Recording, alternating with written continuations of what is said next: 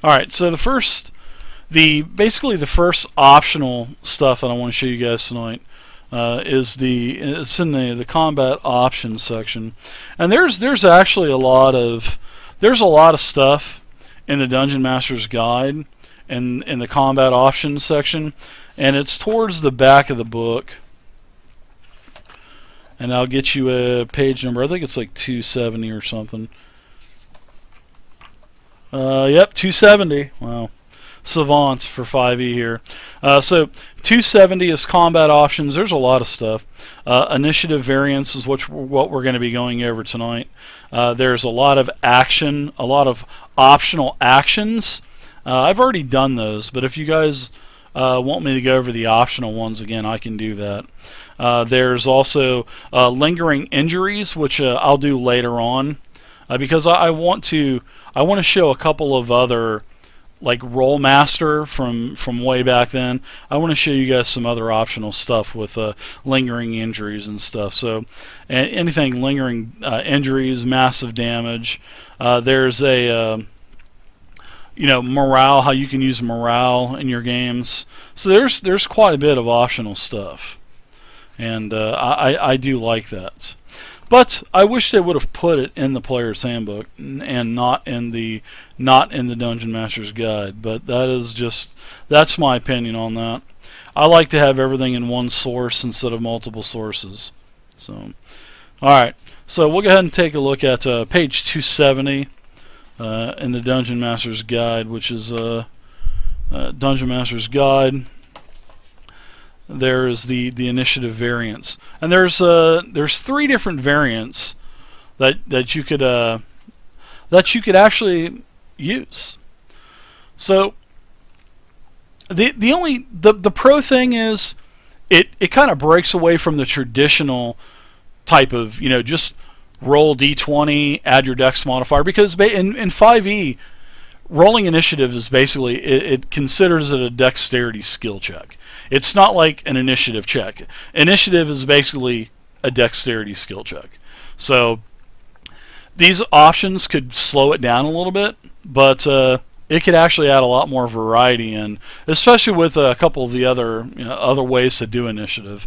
So, but we'll go ahead and we'll start going over these now. So the first one, which is probably the easiest one of all of them, is called the initiative score initiative variant.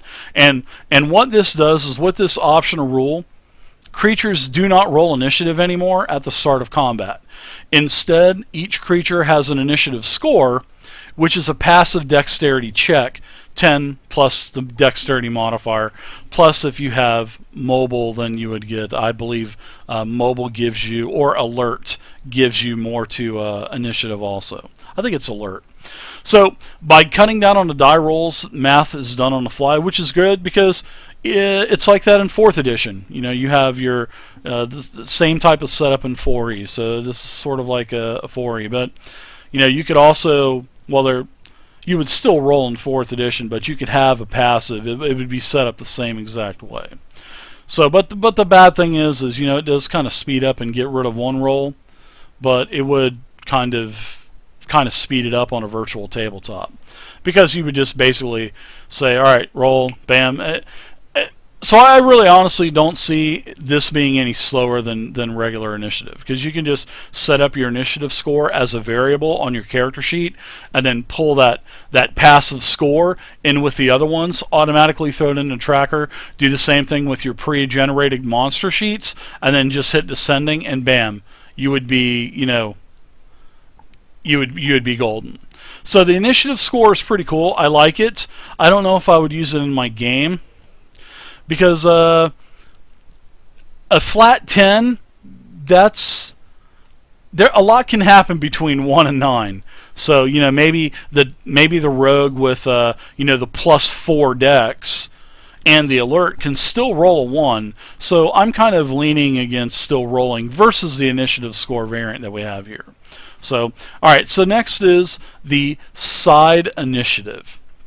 And this is where you record initiative for each PC and monster, arranging everyone in the correct order and remembering where you are in the list can bog the game down. So if you want quicker combats, at the risk of those combats becoming unbalanced, try using the side initiative rule. And so under this variant, the players roll a d20 for their initiative as a group or a side, which we used to do this when I was kids, when we were playing classic D&D and first edition advanced. This is what we would do. So what you would do is you would have your group leader or one person designated to roll. They'd roll a 20. And there's no modifiers involved. You wouldn't take your total dex score and add it up. The monsters don't do that. It's just your flat 20 versus the monster's flat 20, and how, the side initiative rule does it here. Once you roll, the other person rolls, and the highest roll wins. And if it's a tie, you just keep rolling until the tie is broken, which usually doesn't happen more than once, maybe twice in a very rare occasion. So, and then when it's your side's turn, the members of that side can act in any order they choose. So they can basically say, okay, you can go ahead and go, you can go ahead and go, the healer can go last, or whatever. It's pretty cool. And then once everyone on the side, you've all gotten your turns, then the other side gets to go, and they get to go in any order they want to. And this can also be used by going with like a three-way dance. Maybe you're fighting, maybe you're down in the Underdark and you're fighting Duergar slaves. Then all of a sudden, because you were trying to free the Duergar slaves, and then the Duergars turned on you, and now all of a sudden maybe the Illithids that are down there, or the Drow Taskmasters, maybe they're there now, so now they're entered into a three-way. So this side initiative would be pretty good, to where each side would add the other roll 20. So, well, the other D20, which would be really good. So then it would reset every round. But it doesn't really require it this way. But you could actually roll initiative every round this way.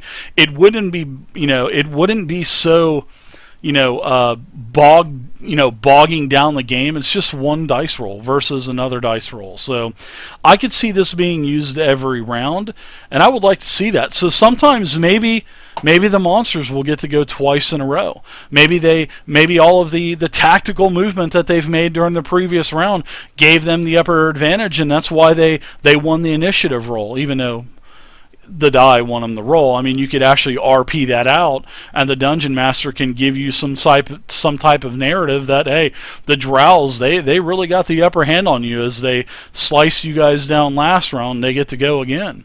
So I mean, you could do that. I mean, it would be pretty cool to see the side initiative used as a per round roll. I would actually like to see that. Now there's something a little bit more technical as a third optional way of doing initiative, and this is the speed factor way. Now this is basically, I'm just going to read this to you word for word verbatim. So some DMs find the regular progression of initiative too predictable and prone to abuse. I really don't think that it's prone to abuse, because if you got a dex monkey in there with all dex and an alert feat that's going to give them the initiative bonus, then they deserve that. So yes, it is predictable in that sense, but is it prone to abuse? No, not really, because there's always that chance to roll a 1. So players can use their knowledge of the initiative order to influence their decisions. Now here's an example that they give you. For example, a badly wounded fighter might charge a troll because he knows that the cleric goes before the monster and can heal him. Well, of course, that's free actions that your party members are going to have anyway. I don't really see that as abuse. Now, when you add in the speed factor, this is a lot of this comes from like later first edition stuff and core second edition. So a lot of this stuff is pulled from that edition. So speed factor is an option for initiative that introduces more uncertainty into combat at the cost of speed of play. So under this variant, the participants in a battle roll initiative each round. And then before rolling, each character or monster must choose an action. So you're going to choose your action before you roll. So you're going to say, okay, I'm spellcasting, or I'm using my heavy weapon, I'm using my ranged weapon, I'm using, two-handed weapons, two one-handed weapons, I'm using a light weapon, whatever. So you would take that, and you would, for spell casting, you would subtract the spell's level.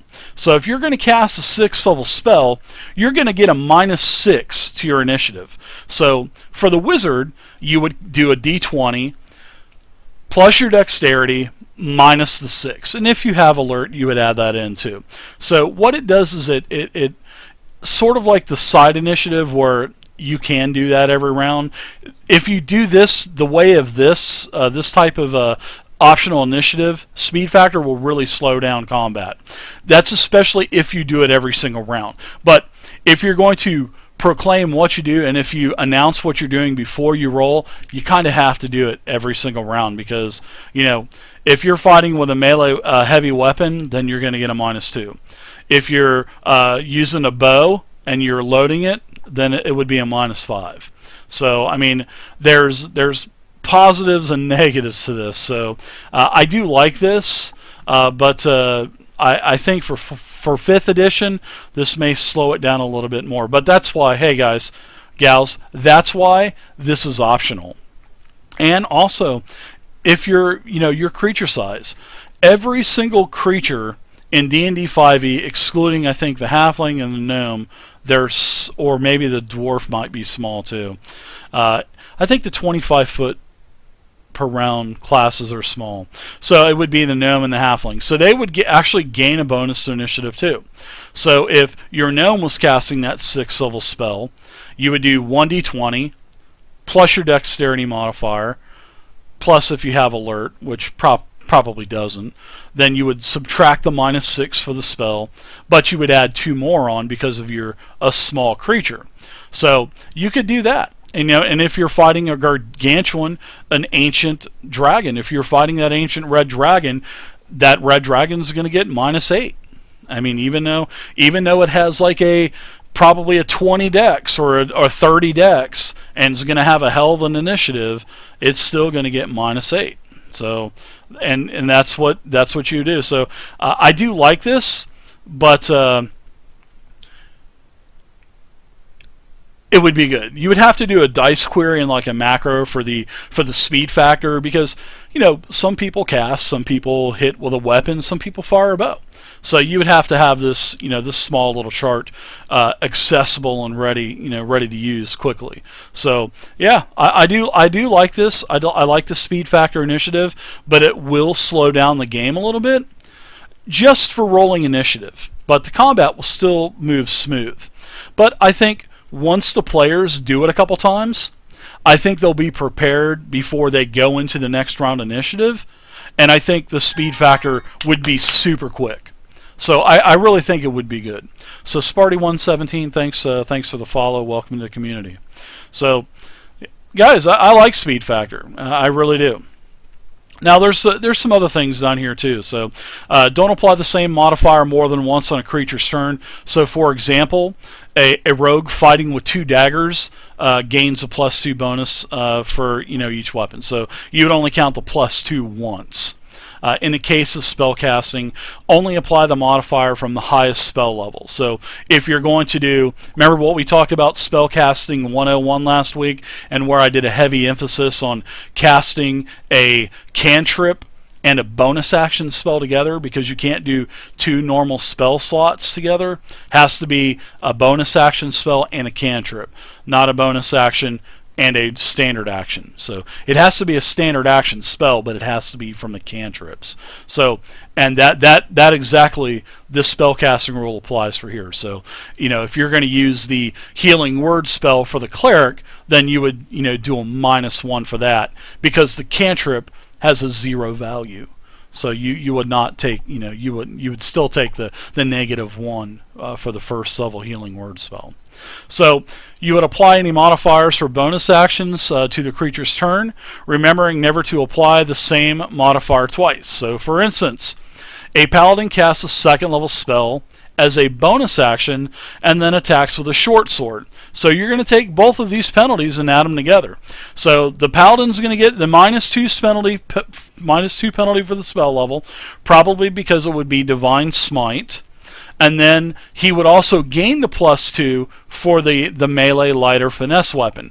So the -2 and the +2 would cancel each other out for a total bonus of 0. So it's just the little things like that that you would really, really, really have to get used to and learn. But I really think once all the players were on the same page with the DM, I really think the speed factor would be really good.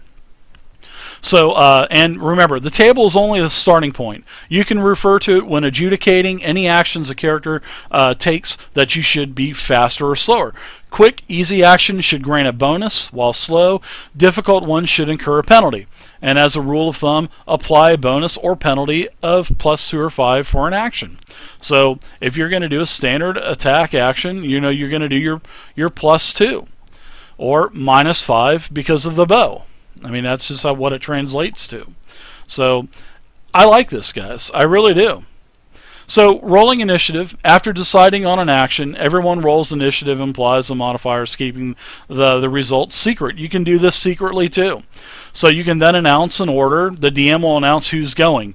I think that would take a little bit longer, so I'm not really too hot on the secret initiative rolls, unless you did the DM roll straight to the DM through a macro, which you can, send rolls to the DM.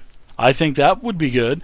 The DM can look at all of the rolls and say, hey, all right, Gimli Grim, you're up first. Crasher, you had the worst because you're casting a 6th level spell, so you're going to be way down there, so just be patient.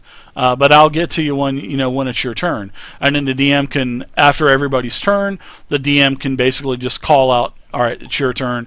It's your turn, Misty. It's your turn, Zovia. It's your turn, Big Dirt. So forth and so forth. So, and there you go. And on its turn, last little thing is turns. On its turn, a creature moves as normal, but must take the action as it's selected, or take no action at all.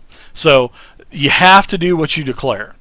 Basically, don't say you're going to do something and then not do it, because then you're not going to get to take any actions or any movement at all. So once everybody has acted, the process repeats. Once Crasher would go at the very end of the caboose, then everybody would roll again, add in their modifiers for all of their things all the things they're going to do, and it continues on. There you go. So that's 3 different ways to do initiative. And these are on page 270 and page 271 of the Dungeon Master's Guide. So I think these are good. I definitely like the... I'm not really too sold on the passive initiative score, because it doesn't really give not a lot of room for it. It actually gives no room for randomness. So I'm not too sold on that. But for the side initiative, I do like it for groups, because it actually kind of promotes, party cohesion and, people working together in a party, trying to strategically plan things out. So I do like the side initiative, even though it doesn't say you can do this every round. I would actually recommend doing side initiative every round, because hey, it's only 2 dice rolls most of the time. You versus the party, and in case on a rare occasion if a third party gets involved, then there would be a third roll. So guys, I really like the side initiative. And for all of you technical people out there that would love to add up all the different modifiers for each single round for your initiative, hey, the speed factor initiative optional rule could be good for you too. So yeah, there you go.